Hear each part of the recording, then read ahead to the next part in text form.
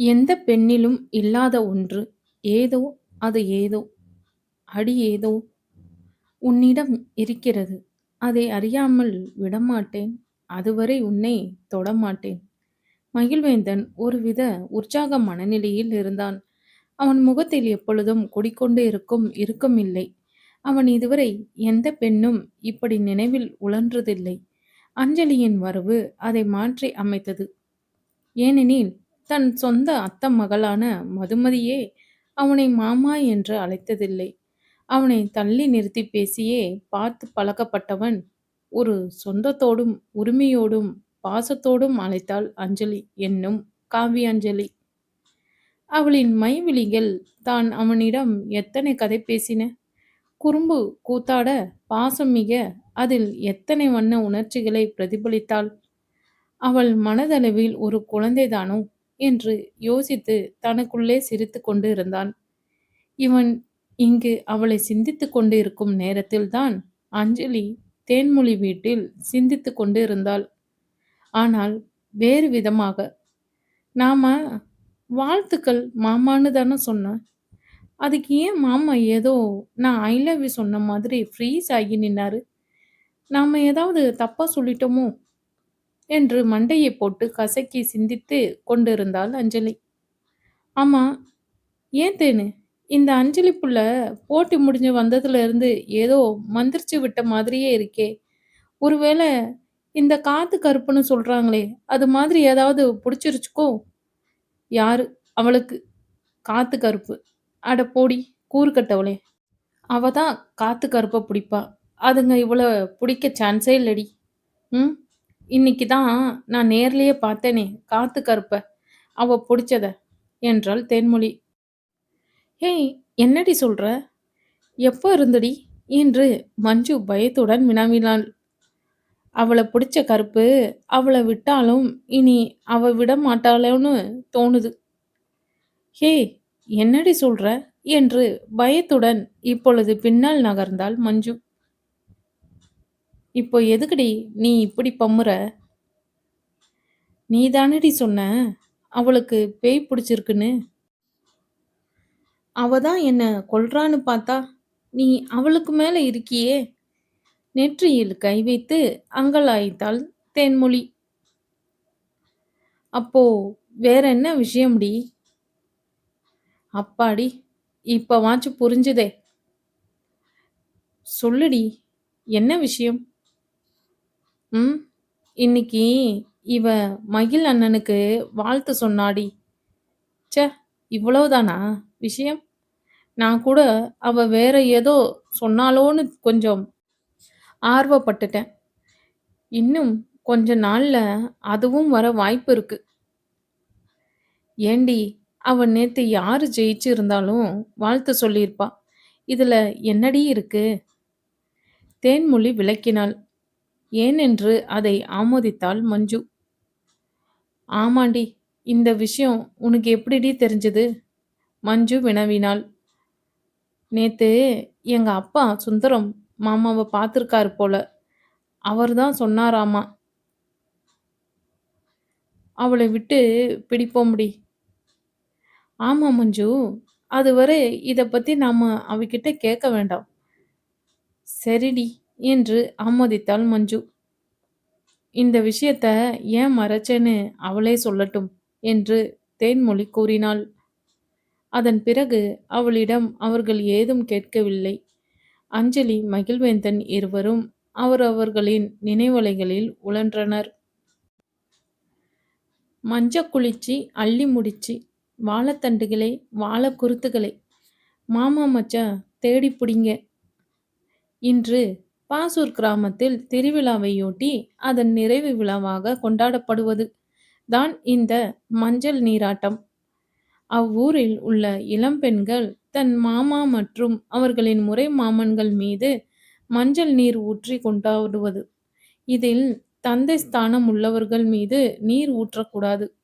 அவர்களின் உடை அணிந்திருந்தால் கூட ஊற்றக்கூடாது என்பது சம்பிரதாயம்.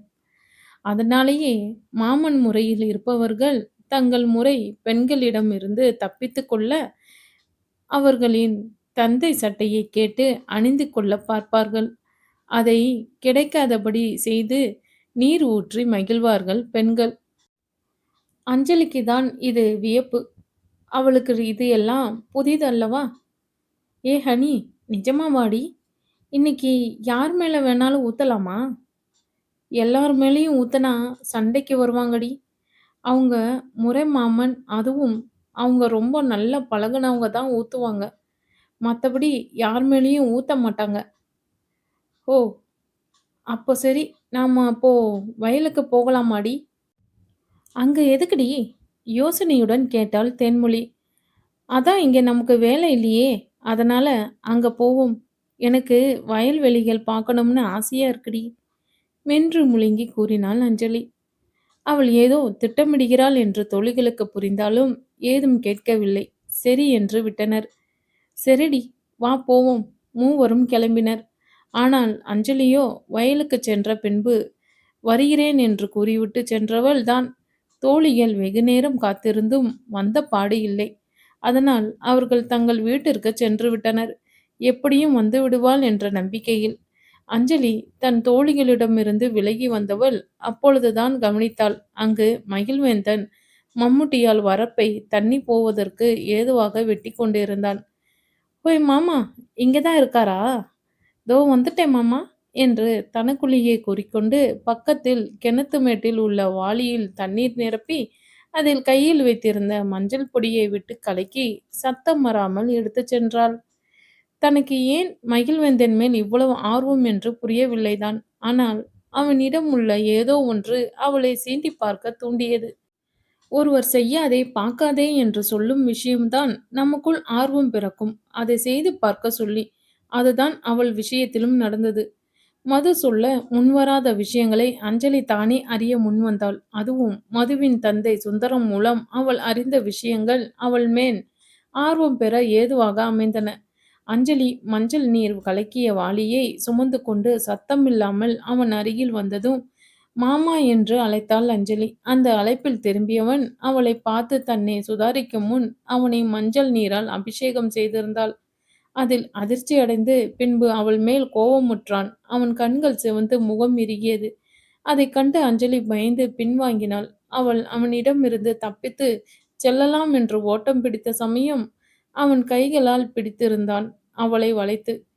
என்ன இதெல்லாம் என்று மகிழ்வேந்தன் கர்ஜித்தான். சாரி மாமா, நான் விளையாட்டுக்கு தான் இப்படி பண்ணுனேன். என்ன விளையாட்டா? உனக்கு கொஞ்சமாவது அறிவு இருக்கா? மஞ்சள் தண்ணீர் யார் மேல ஊத்துவாங்கன்னு தெரியுமா? அவங்க அவங்க முறை மாமன் மேல தான் ஊத்துவாங்க. நீ வயசு பொண்ணு. இப்படி யாருன்னு தெரியாத என் மேல எப்படி ஊத்தலாம்? இது கிராமம். உன் ஊர் மாரி நகரம் கிடையாது. அவன் சொல்லிக் கொண்டிருக்கும்போதே அஞ்சலிக்கு கோபம் தலை தூக்கியது. நீங்க யாரோ இல்ல. எனக்கும் மாமாதான். மதுமதிக்கு மாமான்னா எனக்கு மாமாதான் என்று ஒருவித சொந்தத்துடன் கூறினாள். ஓ! அதுக்காக அவளும் நீயும் ஒண்ணாகிற முடியுமா? அவளைப் போல நீ இருந்தா எனக்கு சொந்தமாயிர முடியுமா? இந்த மாதிரி முட்டாள்தனமா செய்யாத. ஒழுங்கா படிக்க வந்தா படிச்சுட்டு ஊர் பார்த்து போய் சேர்ற வழிய பாரு. நீ ஒண்ணும் குழந்தை இல்ல. போ முதல்ல இங்கிருந்து என்று அலட்சியத்துடன் கூறினான். அவன் அவளை திட்ட ஆரம்பிக்கும் போதே அவள் கண்கள் கலங்கியது என்றால் அவனின் இந்த சொந்தமில்லாத வார்த்தையில் அவளுக்குள் ஏதோ ஒன்று உடைத்தது. அஞ்சலி வேற்று ஆண்களிடமே சுலபத்தில் நட்பு கொள்வாள். தன் அக்கா என்று புது உறவில் சொந்தமாக இருப்பவளின் சொந்தத்தையா விட்டு வைப்பாள்? அதுவும் அவனின் குண அதிசயங்களும் பண்பும் அன்பும் என மாமன் என்ற உறவை நிலைநாட்டிக் கொள்ளவே அவள் மகிழ்வேந்தனிடம் பேசியது. மகிழ்வேந்தன் அஞ்சலியின் வேதனை முகத்தை பார்த்ததுதான் தான் பேசின வார்த்தைகளே அவனின் நினைவுக்கு வந்தது. அவனும் தவறாக நோக்கத்தில் பேசவில்லைதான். உண்மையில் மதுமிதாவும் அஞ்சலியும் ஒன்றல்லவே. சொந்தமில்லாத பார்வை பார்க்கும் அவள் எங்கே? தன்னை சொந்தத்துடன் அழைக்கும் அஞ்சலி எங்கே? உண்மையில் அஞ்சலியை மதுவை விட உயர்வாக நினைத்தான். ஆனால் அவனின் மனம் தான் சொந்தம் என்ற உறவை தாண்டி அவளை உரிமையாக அல்லவா நினைக்க சொல்கிறது. அவளின் மறண்ட மான்விழியின் வேதனை அவனை தவிக்க செய்கிறதே. அஞ்சலி அழுது கொண்டே சென்று விட்டாள். மகிழ்வேந்தனுக்கே வேதனை அளித்தது. அவளின் அழுகை முகம், அவளின் அந்த மருண்ட மான்விழிகளில் தெரிந்த பயத்தையும் தவிப்பையும் அறிந்த பின்பேதான் தன்னைத்தானே நொந்து கொண்டான். குற்ற உணர்ச்சியோடு. தேன்மொழியும் மஞ்சுவும் தொலைக்காட்சியில் அவர்களுக்கு பிடித்த ஒரு படத்தில் மும்முரமாய் ஆழ்ந்திருந்தனர். அந்த படம் முடிந்து தன் அன்னை கீழிருந்து சாப்பிட குரல் கொடுக்கவும் தான் நேரத்தையே பார்த்தனர். நேரம் இரவு 9 மணி என காட்டியது. "என்னடி இவ்ளோ நேரமா படம் பார்த்துக்கிட்டு இருந்தோம்?" "ஆமா மஞ்சு, படம் பார்த்த நேரம் போறதே தெரியறதில்ல. ஆமா, இந்த அஞ்சலிக்கு என்ன ஆச்சு? இன்னும் நம்மள பார்க்க வரல?" "மேடமுக்கு கோபம் போல மஞ்சு. நாம மதியம் விட்டுட்டு வந்துட்டோம்ல. கிணத்து மேட்ல மேடம் தர்ணா பண்ணிட்டு இருக்காங்களோ என்னவோ." "ஆமா தேனு, அவளுக்கு தர்ணா பண்ணுனா இங்க கிணத்துமேடு ஹாஸ்டல்ல மிஸ். சரி வாடி போலாம், அவள கூப்ட்டுட்டு சாப்பிட போவோம்." அவர்கள் கிணற்று பக்கம் சென்று பார்த்தபோது அவள் அங்கு இல்லை. சரி வீட்டில் எங்கேயாவது கோபித்துக் கொண்டு முடங்கி இருப்பாள் என்று வீட்டில் இருவரும் ஒரு அறை விடாமல் அலசினார்கள். ஆனால் அவள் இருந்ததால் தானே. அவள்தான் வீட்டிற்கே வரவில்லையே. அவள் வீட்டில் இல்லை என்றதும் தான் அவர்களுக்கு மணி அடித்தது. அவள் வீட்டிற்கு இன்னும் வரவே இல்லை என்று. இருவருக்குமே மனதில் திகில் பிடித்தது. "தேனு, இவ எங்கடி போயிருப்பா? எனக்கு பயமா இருக்குடி. அவ அண்ணனுக்கு யாரடி பதில் சொல்லுவா?" "ஓ, வாடி மஞ்சு, அப்பா கிட்ட போய் சொல்லுவோம்." அவர்கள் தேன்மொழி தந்தையிடம் நடந்ததை கூறினர். தேன்மொழியின் தந்தை செல்வம் அவளை அறிந்து விட்டார். "வீட்டுக்கு வந்த புள்ளைய பத்திரமா கூட்டிட்டு வர வேணாம். இப்படிதான் பொறுப்பில்லாம இருப்பியா? இப்போ எங்க போய் தேட முடியும்? கிளம்புங்க 2 பேரும். போய் பாப்போம்." அவர்கள் மதியம் சென்ற இடமெல்லாம் தேடினர். ஆனால் அங்கு எங்கும் இல்லை. பெண் பிள்ளை என்பதால் செல்வத்திற்கு கிலி பிடித்தது. இனி தாமதிக்க கூடாது என்று நினைத்தவர் நேரே சென்றது மகிழ்வேந்தனின் வீட்டிற்கு. அவனிடம் சொன்னால்தான் காரியமும் வேகமாக முடியும். அதேபோல் பாதுகாப்பும் இருக்கும் என்றே அங்கே சென்றார்கள் மூவரும். மகிழ்வேந்தன் அப்பொழுதுதான் சற்று கண்ணயர்ந்தான். "மகிழு, ஏயா மகிழு" என்று தந்தை அழைப்பில் விழித்து ஓடி வந்தான். "என்னப்பா ஆச்சு? ஏன் இவ்வளவு பதட்டமா இருக்கீங்க?" "ஏய்யா, அந்த பட்டணத்துக்கார புள்ள அதான்யா நம்ம மதுமதி மாதிரியே இருக்குன்னு சொன்னல்ல, அந்த புள்ளைய காணோமாய்யா. செல்வம் பெரியப்பா வெளியே இருக்காங்கய்யா." அவனுக்கும் மனம் நடுங்கியதுதான். ஆனால் மற்றவர்களை கருத்தில் கொண்டு கம்பீரமாகவே பேசினான். அவனுக்கு தெரிந்திருந்தது தன்னால் தான் அவள் இன்னும் வீடு செல்லவில்லை என்று. அவன் தேன்மொழி மற்றும் மஞ்சு சொன்னதை வைத்து விஷயத்தை அறிந்து கொண்டான். "பெரியப்பா, நீங்க இவங்கள கூட்டிட்டு வீட்டுக்கு போங்க. நான் அந்த பொண்ண கூட்டிட்டு வீட்டுக்கு வந்துடுறேன். இங்க தான் எங்கேயாவது இருப்பாங்க. கவலைப்படாதீங்க. புது இடம்ல வழி மாறி போயிருக்கும். நான் பார்த்துக்கிறேன்" என்று ஆறுதல் வார்த்தை கூறியே அவர்களை போக சொன்னான். அவன் வில்லில் இருந்து புறப்பட்ட அம்பைப் போல் பறந்திருந்தான் அவன் புல்லட்டில். மகிழ்வேந்தன் வயலில் தனது வாகனத்திலேயே சென்றான். எங்கேனும் தவறுதலாய் சென்றிருந்தாலும் வாகன சத்தத்தில் வருவாளே என்று. ஆனால் அவள் இல்லை. அவனின் அடிமனம் கலங்கியது. அவளிற்கு ஏதேனும் விபரீதமாக ஆகியிருந்தால்? அவனிடம் ஏதோ ஒன்று தொலைவது போல தோன்றியது. அவனுக்கே புரியவில்லை, தான் ஏன் இப்படி உடைகிறோம் என்று. அவன் உள்ளுணர்வு வேறு, அவள் இங்குதான் எங்கோ இருக்கிறாள் என்றது. வயலில் கிணற்றில் ஓரம் தன் வாகனத்தை நிறுத்தி அதில் தலை கவிழ்ந்தான். அப்பொழுது யாரோ இரும்பும் சத்தம் கேட்டு திடுக்கிட்டும் பார்த்தான். அவன் உள்ளுணர்வை பொய்யாக்காமல் அஞ்சலியே அமர்ந்திருந்தாள் சோக சித்திரமாய். அவனிற்கு அப்பொழுதுதான் மூச்சே வந்தது போல் இருந்தது. அவளின் இந்த சோகம் அவனின் நெஞ்சைப் பிழிந்தது. அவள் அருகில் சென்று அவளை அழைப்பதற்கு வாய் திறந்த வேளை அவளை எப்படி அழைப்பது என்று தெரியாமல் நிறுத்தி கொண்டான். அவன் தன்னை திடப்படுத்திக் கொண்டு அழைத்தான். "காவ்யா" என்று. அவனை மெதுவாக அண்ணாந்து பார்த்தவள் திரும்பவும் சோகமே வடிவாக கால்களை குறுக்கிக் கொண்டு கன்னத்தில் கை வைத்து அமர்ந்து விட்டாள். அவளின் செயல் அவனிற்கு விளையாட்டு பிள்ளையின் செயல் நினைவுறுத்தி உதட்டில் புன்னகையை தோற்றுவித்தது. "வா காவ்யா, போகலாம்." அவள் அருகில் சென்று கைப்பிடித்து அழைத்தான். "ம்ஹும், நீங்க யாரு என் கைப்பிடிக்க?" என்று கராராக கேட்டாள். "விளையாடாத, இது நேரம் இல்ல காவ்யா. அங்க உன்னை காணோம்னு பயந்து போய் இருக்காங்க. இப்படி விருந்தாட வந்த இடத்துல சொல்லாம கொள்ளாம வரலாமா?" அவன் சொன்ன பிறகுதான் தன் தோழிகளின் நினைவே வந்தது. அவள் எழுந்து தன் போக்கில் நடக்க ஆரம்பித்தாள். அவனை கண்டு கொள்ளாமல் வேறு. "எங்க போற? வந்து வண்டியில ஏறு. நானே விடுறேன். தெரியாதவங்க கூட நான் ஏற மாட்டேன்." யாரோ மதியம்தான் என்ன மாமான்னு சொன்னாங்க. அதான் அவங்க இல்லன்னு சொல்லிட்டாங்களே! உறவ சொல்லி கூப்பிட்டா எல்லோரும் சொந்தமாக முடியுமா? உங்க உதவிக்கு நன்றி சார். நான் வரேன் என்று கூறி விடை பெற்றாள் அவள். கண்கள் கலங்கியது அவள் வார்த்தைகளில். அவள் மனதில் வலி அப்பட்டமாக உணர்ந்தான். அவளின் சார் என்ற அழைப்பு அவனுள் கோபத்தை விதைத்தது. நான் உனக்கு யாரோவாடி என்று மனதினுக்குள் பொறுமினான் மகிழ்வேந்தன். அவளின் வார்த்தைகளுக்கும் கலங்கிய முகமும் அவனின் மனதில் வலியை உண்டாக்கியது. தன்னை விட்டு கை கழுவி போவது போல இருந்தது அவள் விலகிச் செல்வது. அந்த 6 அடி ஆண்மகனின் இரும்பு மனதும் கலங்கியது அவளின் விலகலை நினைத்து. அவனுக்கே புரியவில்லை அவளுக்காக தான் ஏன் கலங்குகிறோம் என்று. அவளின் வேதனை தன்னை ஏன் தாக்குகிறது என்று. மகிழ்வேந்தன் நினைவலையிலேயே தன் உழன்று கொண்டு இருந்தான். அவள் சிறிது தூரம் சென்றதும் தான் தன் நினைவிலிருந்து கலைந்து விரைவாய் சென்று அவளை கைப்பிடித்து தடுத்திருந்தான். அஞ்சலி திடுக்கிட்டு நின்றாள். மகிழ்வேந்தன் கையை பிடித்ததும் பின்பு சுதாரித்து கையை உருவிக்கொள்ள முயல்கையில் அவன் இன்னும் இறுக்கி பிடித்தான். இங்க பாரு, இப்போ வந்து வண்டியில ஏறல, நான் உன்னை தூக்கிட்டு போயிருவேன். அம்மனிக்கு எப்படி வசதி? ஒருவித அழுத்தத்துடன் கேட்டான். அவனின் அழுத்தம் நான் சொன்னதை செய்பவன் என்று. ஆனாலும் அவனின் உதாசீனம் நினைவுக்கு வர, இப்பவும் நான் வயசு பொண்ணுதான். நான் வெளியூர்க்கார பொண்ணுதான். உங்க சொந்த அத்தை பொண்ணு மதுமிதா இல்ல. அவள் மதுமிதாவில் சற்று அழுத்தம் கொடுத்து கூறினாள். அவள் சொல்வதெல்லாம் இவன் அவளிடம் சொன்ன வார்த்தைகள்தான். ஆனால் அதை அவள் வாய்மொழியாக கேட்கும்போது அவனுக்கு ஜிவ்வென்று கோபம் தலைக்கேறியது. நீ இப்படிலாம் சொன்னா கேட்க மாட்ட. இரு உன்ன. என்று அவன் கைகளை தூக்கி அவனை தூக்கும் சமயம் அவள் அவனை தள்ளிவிட்டு வண்டியில் அருகில் நின்றிருந்தாள். அவளின் செயலில் திடுக்கிட்டு பின் வாய்விட்டு சிரித்தான். வண்டியில் அமர சொல்லி அவள் அமர்ந்ததும் வண்டியை செலுத்தினான். அப்பொழுது எங்கோ உஹு என்று ஊளையிடும் சத்தம் கேட்டு மிரண்டு விட்டாள் அஞ்சலி. என்னது? ஏதோ சத்தம் கேக்குது. ஈன சுவரத்தில் கேட்டாள் அஞ்சலி.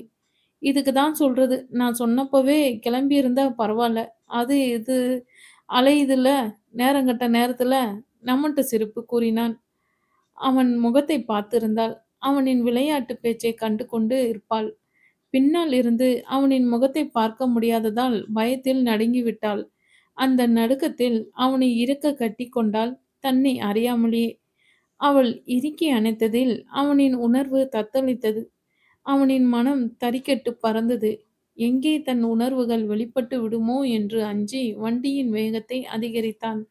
ஆனால் இன்னும் அவனை இறுக்கி கட்டி கொண்டாள். பாவையவள். அவள்தான் வேறொரு பயத்தில் உழைகின்றாளே. அவன் வயலை கடந்து ஊருக்குள் நுழையும் முன் அவன் வாகனம் நின்றது. ஊருக்குள்ள வந்தாச்சு, இனி எதுவுமே வராது. அதனால இப்போவாச்சும் தள்ளி உட்காரலாமே. அவன் சொன்ன பிறகுதான் அஞ்சலி கவனித்தாள் தன் கைகளால் அவனை இறுக்கி அணைத்திருப்பதை. சடாரென்று விலகி அமர்ந்தவள் அவனை பார்க்க இயலாது தவித்தாள். நல்ல வேளை, நான் பின்னாடி இருக்கிறேன். இல்லனா எப்படி பார்ப்பேன் அவர் முகத்த என்று தன் செயலை நினைத்து வெட்கி மனதிற்குள் நினைத்து கொண்டாள். பயம் போச்சா? போலாமா? ஊருக்குள்ள வந்துட்டோம். அதான் சொன்னேன். அவன் சொல்வது புரிந்து விலகி அமர்ந்தாள். வீட்டிற்கு வந்ததும் அவன் முகம் பார்க்க முடியாமல் ஓடிவிட்டாள் அஞ்சலி. அங்கு இவளுக்காக காத்திருந்தவர்கள் பிடித்து கொண்டனர். மஞ்சு, தேன்மொழி, அவளின் தாய் தந்தை என அனைவரும் கேள்வி கேட்க ஆரம்பித்தனர். எங்கடி போய் தொலைஞ்ச? உன் விளையாட்டுத்தனத்துக்கு அளவில்லையா? உன்னால நாங்கெல்லாம் கஷ்டப்படுறோம் என்று மஞ்சு கோபத்துடன் கேட்டாள். அதில் அஞ்சலியின் கண்கள் கலங்கியது. நான் தான் சொன்னேன்ல, ஊருக்கு புதுசு, வழி மாறி போயிருப்பான்னு. அப்படிதான் போயிட்டா. நல்ல வேளை நம்ம தோட்டத்திலேயே சுத்திக்கிட்டு இருந்தா. அவ ரொம்ப பயந்து போயிருக்கா. அவள தனியா விடாதீங்க. பார்த்துக்கோங்க என்று மகிழ்வேந்தன் அனைவரிடமும் பதில் கூறிவிட்டு அஞ்சலியிடம் கண்களால் விடைபெற்று சென்று விட்டான். தேன்மொழியின் தந்தை செல்வம் மகிழ்வேந்தன் சொல்லிச் சென்ற பிறகு எந்த விசாரணையும் மேற்கொள்ளவில்லை. அவனின் நம்பிக்கை அப்படி. அதற்கு பிறகு அவர்களின் அறைக்குச் சென்று விட்டனர். அறையில் நுழைந்ததும் அஞ்சலி, சாரி தேன்மொழி என்று மன்னிப்பு கேட்டாள். ஒண்ணுமில்ல அஞ்சலி, நீ தூங்கு, காலையில பேசிக்கலாம். என் மேல கோவம் இல்லையே? நிஜமா இல்ல அஞ்சலி, போய் தூங்கு. தேன்மொழியின் பதிலில் மஞ்சுவுக்கு தான் ஒன்றுமே புரியவில்லை. அஞ்சலி தேன்மொழியை அணைத்து விடுவித்து விட்டு தன் படுக்கைக்கு சென்று விட்டாள். ஏண்டி, அவ வரத்துக்கு முன்னால அவன் மேல காண்டா இருந்த, இப்ப என்னவோ கோவம் இல்ல, போடி சொல்ற. என்னடி ஆச்சு? மஞ்சு வினவினாள் யோசனையுடன். மகிழ்வேந்தன் அண்ணா என்று ஒரே வார்த்தையில் பதில் அளித்துவிட்டு அவளும் சென்று விட்டாள். மஞ்சுதான் புரியாமல் திணறினாள். மகிழ்வேந்தன் தான் அன்று தன் தூக்கத்தை தொலைத்தான். அவன் வீடு வந்ததும் அவன் தந்தை அவனை விசாரிக்க ஆரம்பித்து விட்டார். ஏயா, புள்ள வந்துட்டாளா? எங்கேயோ போயிருந்துச்சு. ஊருக்கு புதுசில்ல, தோட்டத்தை சுத்தி பார்க்குறேன்னு வழி மாறி போச்சுப்பா. நல்ல வேளையா நம்ம தோட்டம் பரவாயில்ல. வேற எங்கேயாவதுன்னா என்னையா பண்ணியிருக்கும்? கவலையுடன் வினவினான் பொன்னம்பலம். அதெல்லாம் அப்படி போகிற பொண்ணு இல்லப்பா. நம் தோட்டம்னு தெரிஞ்சுதான் போய் இருக்கு. பயப்படாதீங்கப்பா. அவ ரொம்ப நல்ல பொண்ணு. பொன்னம்பலம் யோசனையில் ஆழ்ந்தார். பிறகு, ஏய்யா, நம்ம செல்வம் வீட்ல தானே இருக்கு. நாளைக்கு நானும் உன்ற அம்மாளும் போய் பார்க்குறோம்யா. மகிழ்வேந்தன் யோசித்தான். பிறகு சரிப்பா என்று சென்று விட்டான். அன்று இரவு முழுவதும் அவனின் நினைவில் அஞ்சலியின் ஞாபகம் ஊர்வலமே. அஞ்சலியை பார்க்கும்போதே ஒரு உரிமை உணர்வுகள் தோன்றும்போது அவளின் இந்த அணைப்பு அதற்கு தீ மூட்டியது. அவனின் உணர்வுகள் எழுந்தன. யாரிடம் தோன்றாத உணர்வை அஞ்சலியின் வரவு தோற்றுவிப்பது ஏன் என்று காரணம் புரியாமல் திணறினான். புரிந்ததும் திடுக்கிட்டான். அவளிடம் ஏன் நாம் தடுமாறுகிறோம்? நாம் செய்வது சரியா? அவள் நம்மை விட 9 வயது சிறிய பெண் அல்லவா? இப்படி மனதை அவளிடம் அலங்கலிக்க விடலாமா? அது பெரிய வித்தியாசமும் இல்ல, தடையும் இல்லதான். ஓ! ஆனால் அவனைப் பற்றின எதிர்மறை விமர்சனங்கள் அவளை மறக்கச் சொல்லியது. அவன் யோசித்ததில் அஞ்சலியின் குறும்பும் கள்ளமில்லாத அன்பும் பார்வையும் என அவளின் குண இயல்புகள் அவன் கண்முன் வந்து போயின. அவளின் மாமா என்ற அழைப்பு இயல்பே. அதில் எந்த கள்ளமும் ஒளிவு மறைதலும் கூட இல்லையே. ஆனால் தனக்குத்தானே கட்டுப்பாடு இட்டுக்கொண்டு மனதை கடிவாளமிட்டு அடக்கினான். ஆனால் அஞ்சலியோ அவனின் இந்த கொள்கையினில்தான் தானே ஈர்த்தாள். அதை அறிந்திருந்தால் அல்லவே அவளின் காதலில் சிக்க திணறப் போவதை அவன் அறியாதது ஏனோ?